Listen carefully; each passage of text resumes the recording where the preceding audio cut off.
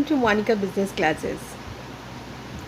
Hello students, कैसे हो आप लोग। आज हम करेंगे 11 बिजनेस स्टडी का चैप्टर 8 का पार्ट 3। जैसा मैंने आपको बताया था, ये मेरे लिए मेरा एक फेवरेट चैप्टर है, मुझे बहुत अच्छा लगता है और आई होप कि आपको भी अब अच्छा लगता होगा, है ना, समझ में आ ही गया होगा। तो चलिए आज हम उसी में से थोड़ा सा और बात करते हैं, उसी के बारे में। हम लोगों ने अब तक किया था कि कंपनी का मीनिंग क्या है, उसके फीचर्स क्या क्या हैं, उसको इवैल्यूएट भी हमने किया कि क्या एडवांटेजेस रहेंगी, क्या लिमिटेशंस रहेगी। आज हम करेंगे अपना difference between company and partnership. ये जस्ट फॉर हम एक रिवीजन करेंगे, क्योंकि आप लोगों को पता है कि पार्टनरशिप क्या है, आप ये भी जानते हैं कि कंपनी क्या है ना, लेकिन फिर भी थोड़ा सा आपको एक रिव्यू भी मिल जाएगा, याद भी आ जाएगा और अच्छा भी लगेगा। ठीक है, तो let us start. Distinction between company and partnership. तो पहला हमारा क्या है, कभी भी देखो, अगर डिफरेंस जो बुक में दे रखा है, ज़रूरी नहीं होता कि वही आपको लर्न करना है। आप अपनी मर्ज़ी से पॉइंट्स बना सकते हैं जो वाकई में डिफरेंस रखते हैं। ठीक है, कभी भी मैं आपको एक चीज़ नहीं सजेस्ट करूँगी कि आप बुक को देखो, उसको एज इट इज़ क्रैमिंग करो। कोई ज़रूरत नहीं है हमें क्रैमिंग करने की। उस चीज़ को समझिए, अपनी लैंग्वेज में लिखिए, बस मीनिंग चेंज नहीं होना चाहिए, इसके अलावा दूसरी और कोई बात नहीं होती। और फिर अगर आप इस तरीके से करोगे तो कोई भी सब्जेक्ट आपको टफ़ नहीं लगेगा, स्पेशली कॉमर्स और अकाउंट्स तो बिल्कुल भी नहीं, क्योंकि इसमें तो ऐसा है ही है।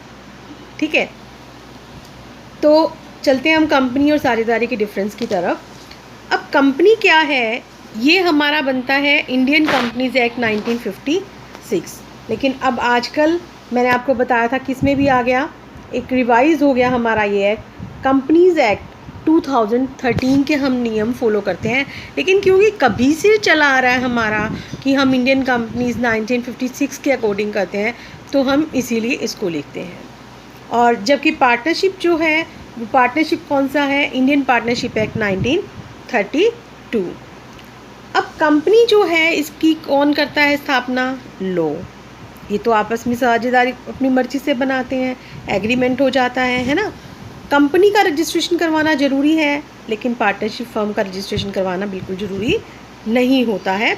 आपकी अपनी मर्जी होती है, आप करवाएं ना करवाएं, it depends on you only.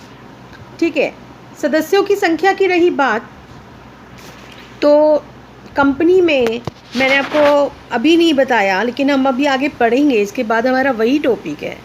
Main हमारी 2 टाइप की कंपनीज होती हैं। कौन कौन सी, एक होती है प्राइवेट कंपनी, एक होती है पब्लिक कंपनी।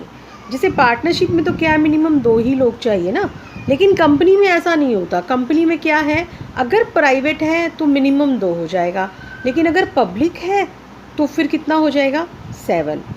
पब्लिक में मैक्सिमम की कोई लिमिट नहीं है, लेकिन प्राइवेट में आपको 200 की लिमिट है। और ये भी अब कब हुई है, 2013 के अकॉर्डिंग हुई है। ठीक है, अब आती है बात, जो पार्टनरशिप फर्म है, पार्टनरशिप में मैक्सिमम कितने हो सकते हैं, 50। ये आपको देखना है। फिर लायबिलिटी की बात आती है, तो ये मेन फ़ायदा है ना कंपनी का, कि इसका जो शेयर होल्डर्स हैं उनका लायबिलिटी क्या होती है, लिमिटेड। लिमिटेड का क्या मतलब था, अगर बाई चांस कल को कंपनी को लॉस हो भी जाए तो शेयर होल्डर्स को अपनी प्राइवेट प्रॉपर्टी नहीं बेचनी पड़ती। जबकि पार्टनरशिप में क्या है, उनकी अनलिमिटेड लायबिलिटी होती है, तो उन्हें वो बेचनी पड़ जाती है। ठीक है, और ऐसा क्यों होता है, क्योंकि जो कंपनी है वो एक आर्टिफिशियल पर्सन है, जबकि पार्टनरशिप फर्म नहीं है, सेपरेट लीगल एंटिटी नहीं है ना इसकी। तो ये एक मेन फीचर थी इसकी, है ना। और एक और भी मेन फीचर थी इसकी, क्या, कि इसका परपेचुअल सक्सेशन है, स्थायी अस्तित्व। मेंबर्स में कम, मेंबर्स में go, but the companies goes on forever एवर। ठीक है ना, तो है ना इंटरेस्टिंग सी चीज़ कि भाई कंपनी हम अपनी मर्ज़ी से चलाते आ रहे हैं, हमें कोई दिक्कत भी नहीं है, लायबिलिटीज़ भी ज़्यादा नहीं पे करनी है, और काम भी बड़े लेवल पे कर रहे हैं। काम बड़े लेवल पे है तो प्रॉफिट्स भी बड़े लेवल पे होंगे, है ना। कितनी मज़ेदार बात। चलिए, तो अब हम बात करेंगे टाइप्स ऑफ कंपनीज़ की। टाइप्स ऑफ कंपनीज, जैसा अभी मैंने आपको ऊपर बताया, दो तरीके की हैं हमारी, एक प्राइवेट कंपनी और एक पब्लिक कंपनी। अब देखिए, जो प्राइवेट कंपनी है ना, सबसे पहले हम उसकी बात करेंगे।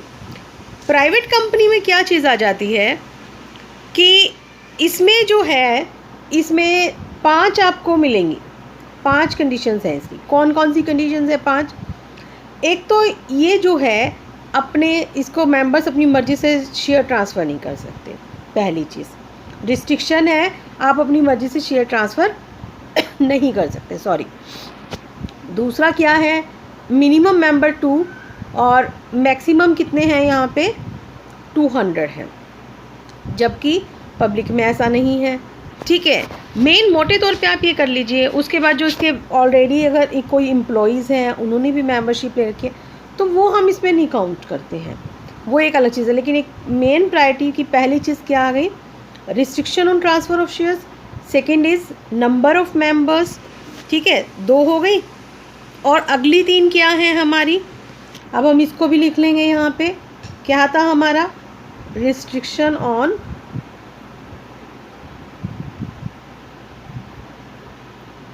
Transfer of shares. ठीक है, और दूसरा था नंबर ऑफ मेंबर। ये 2 चीज़ें थी, ये मैंने इसलिए डाली है यहाँ पे ताकि आपको यही याद हो जाए। तीसरी चीज़ क्या है? पब्लिक को ये इनवाइट नहीं कर सकते। अपना पहले से इनके लोग डिसाइड होंगे और ये वही लोग इसमें काम करेंगे और कोई काम नहीं कर सकता है। ठीक है, ये चीज़ आ जाएगी। फिर इसमें क्या है कि अपने पब्लिक डिपॉजिट्स के लिए भी उसको नहीं अपॉइंट कर सकती, ना तो शेयर्स के लिए, ना ही पब्लिक डिपॉजिट्स के लिए कर सकते हैं। तीसरी क्या चीज़ है? इसकी जो पेड अप कैपिटल है, उसकी मिनिमम अमाउंट कितनी होती है? 1 लाख। मतलब 1 लाख रुपए के साथ आपको अपनी पूंजी स्टार्ट, अपनी कंपनी स्टार्ट करनी ही पड़ेगी। आप इससे कम में नहीं कर सकते। मिनिमम 1 लाख चाहिए, मैक्सिमम आपका कितना भी हो सकता है। तो ठीक है, 5 बातें हो गई। कौन कौन सी? ट्रांसफ़र ऑफ शेयर नहीं कर सकते, मेंबर पे रिस्ट्रिक्शन है, शेयर्स के लिए पब्लिक को इनवाइट नहीं कर सकते, पब्लिक डिपॉजिट के लिए भी पब्लिक को इनवाइट नहीं कर सकते, और पेड अप कैपिटल मिनिमम कितनी है? 1 लाख रुपए। ठीक है, तो ये हमारी कौन सी हो गई? प्राइवेट कंपनी की। अगर आपको प्राइवेट कंपनी बनना है तो आपको इन 5 बातों को ध्यान रखना पड़ेगा। अगर कोई एक भी चीज़ आपने कर दी तो आपकी कंपनी इमीडिएट इफेक्ट से क्या हो जाएगी?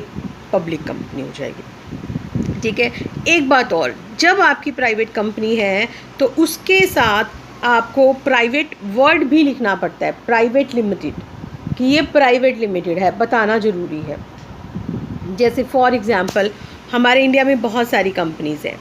चलिए, अब पार्ले जी के बिस्किट खाते हो ना, तो पार्ले प्रोडक्ट्स। मोबाइल सैमसंग का यूज़ करते हो, Samsung India electronics private limited. Pvt show किसको कर रहा है? That is the symbol of private. And LTD क्या है? ये क्या है? ये जो है हमारा प्राइवेट जो शो कर रहा है, ये है हमारा पीवीटी। ठीक है, और लिमिटेड वर्ड हमारा शो किसको कर रहा है? एलटीडी को शो कर रहा है। ठीक है, मैं आपको ऐसे एग्जाम्पल जानबूझ के याद करा रही हूँ क्योंकि मेरा ये मानना है कि जो हमारी पर्सनल ज़िंदगी में जिनसे हमारा रहता है कांटेक्ट, अगर हम वही करते हैं ना तो हमें अच्छे से लर्न हो जाता है। तो पार्ले जी के बिस्किट हो गए, सैमसंग के मोबाइल हो गए, और वीक के पब्लिशर की बुक्स हो गई, है ना। मज़ेदार काम कि 3 हो गए मिनटों में हमारे याद। तो आप इसके एग्ज़ाम्पल भी दीजिए कि प्राइवेट कंपनी क्या है। फॉर एग्ज़ाम्पल ये है। ठीक है, चलिए, ये तो हुई अब हमारी प्राइवेट कंपनी। अब पब्लिक कंपनी क्या है भाई? पब्लिक कंपनी सो सिंपल, जो प्राइवेट नहीं है, जो प्राइवेट नहीं है। अब प्राइवेट कौन सी नहीं है? जिसने शेयर्स पे ट्रांसफ़र पे रिस्ट्रिक्शन नहीं लगा रखी, जिसने मेंबर्स को कोई नंबर ऑफ़ मेंबर्स पे रिस्ट्रिक्शन नहीं है, पब्लिक को वो इनवाइट कर सकती है अपने शेयर्स लेने के लिए। और क्या कर सकती है वो? बताओ ज़रा। वो और कर सकती है, पब्लिक डिपॉजिट्स के लिए भी आमंत्रित कर सकती है। और पेड अप कैपिटल की रही बात, उसमें कितनी थी? 1, लेकिन यहाँ पे कितनी है? 5। अब 1 नहीं रहेगी, यहाँ पे कितनी आ जाएगी 5 लाख।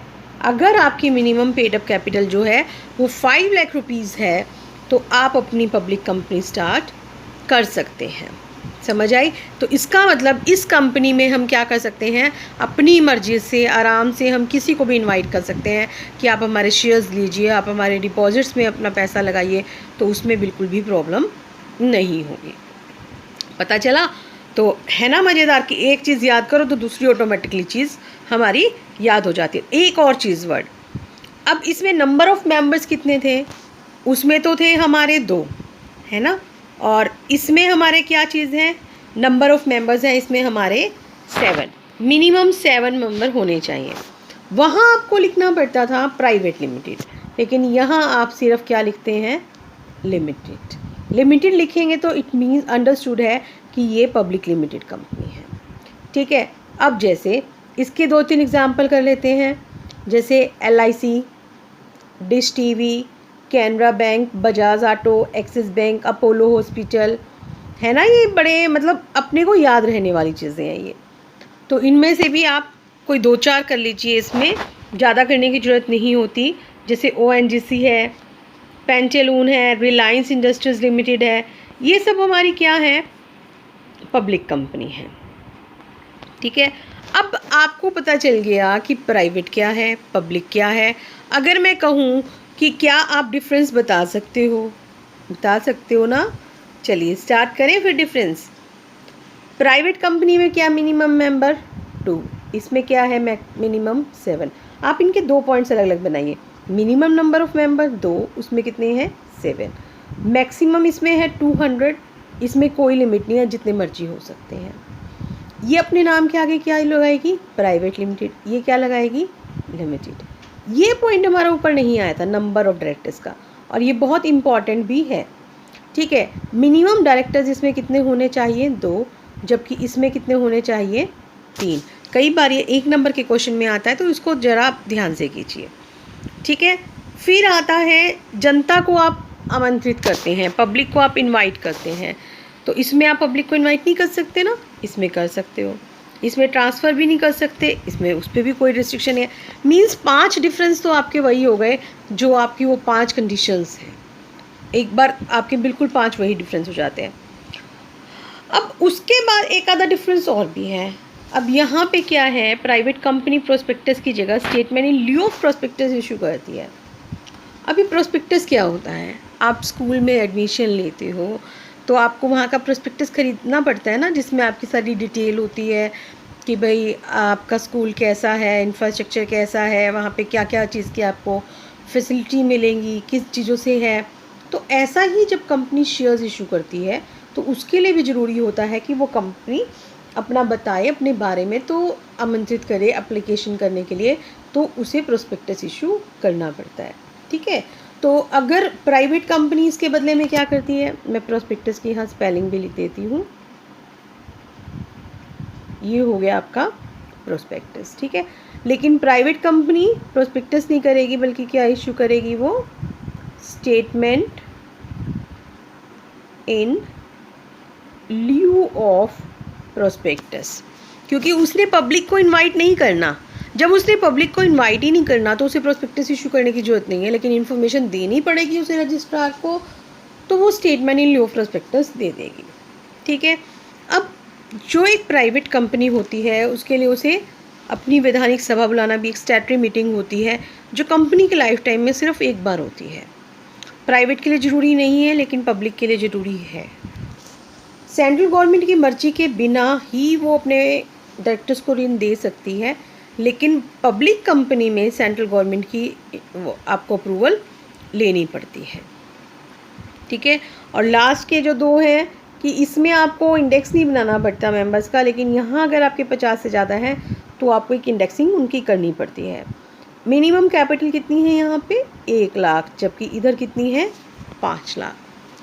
तो देखा आपने, ये था हमारा डिफरेंस। आप लोगों को सारी चीज़ें भी नहीं याद करनी होती, मेन इंपॉर्टेंट आप इसके पॉइंट्स लर्न करिए। कुछ क्वेश्चंस आपके छोटे 1-1 नंबर के क्वेश्चंस में आते हैं, तो उनको आप वहाँ से ध्यान दीजिए कि कहीं आपका इस तरीके से याद करिए कि 1 नंबर का है, 2 नंबर का है, 4 नंबर का है। आप इजली उसको कर सकें। तो आपने ये काम करना है। और हाँ, अगर कोई भी चीज़ आपको नहीं समझ में आती है तो आप ये वीडियो देखने के बाद इसकी कमेंट बॉक्स में डाल सकते हैं कि कोई आपको प्रॉब्लम है, तो वो आपकी सॉर्ट आउट हो जाएगी।